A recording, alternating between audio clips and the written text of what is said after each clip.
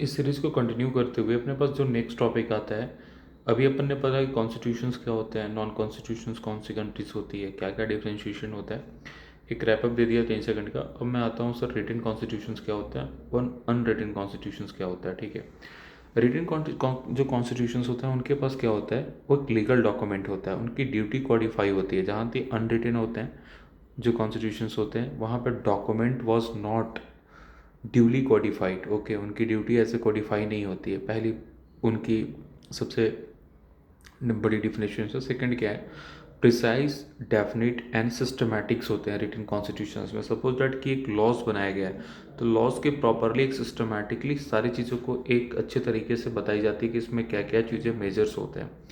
जहाँ तक अनरिटन की बात होती है तो अनसिस्टमैटिक्स होते हैं, इन डिफाइन होते हैं और इम्प्रिसाइज होते हैं। ठीक है, जहाँ तक रिटन कॉन्स्टिट्यूशंस की बात आती है तो रिजल्ट ऑफ कॉन्सिक्वेंसेस आते हैं, सोचने के, डिस्कशंस करने के बाद, उस चीज़ को अच्छे तरीके से समझने के बाद आते हैं। ठीक है, एक डेलिब्रेट एफर्ट्स लगाने के बाद एक सही तरीके से, समझदारी तरीके से वो चीज़ों को लिखी जाती है। जहाँ तक अनरिटन की मैं बात करता हूँ तो यहाँ पर रिजल्ट ऑफ क्या होता है, हिस्टोरिकल डेवलपमेंट। जैसे एक मान लो कि एक किसी भी पर्सन को एक पर्टिकुलरली केस के लिए एक सज़ा सुनाई जाती है, तो अगर वो केस कोई भी पर्सन अगर रिपीट्स करता है इन द फर्दर, तो वही वो केस को रेफरेंस लेके वो क्या कर देते हैं, उनको सज़ा को देते हैं। जैसे रिटन कॉन्स्टिट्यूशंस इंडिया में, अमेरिका में, फ्रांस में, अनरिटन कॉन्स्टिट्यूशन ब्रिटेन का फॉलो करता है। तो ये मोस्टली ये डिफ्रेंशिएशन है।